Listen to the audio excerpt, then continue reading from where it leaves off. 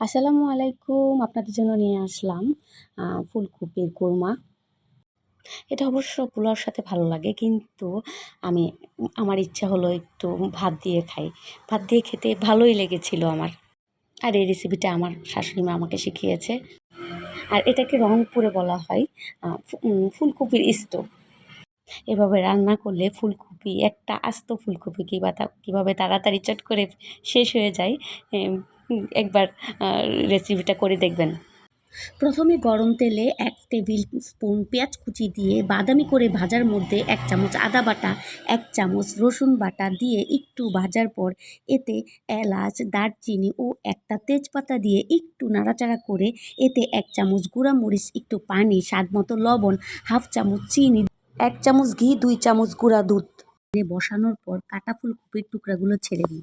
২ minute একটু নড়াচড়ার পর ৫-৬টা কাঁচামরিচ দিয়ে দিন। এরপর ২ কাপ পানি দিন ভালোভাবে সিদ্ধ হওয়ার জন্য।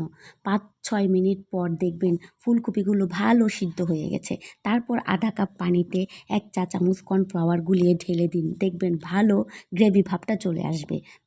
ব্যাস হয়ে গেল ফুলকপির কোরমা। আর হ্যাঁ, ১ চামচ ঘি দিতে কিন্তু ভুলবেন না।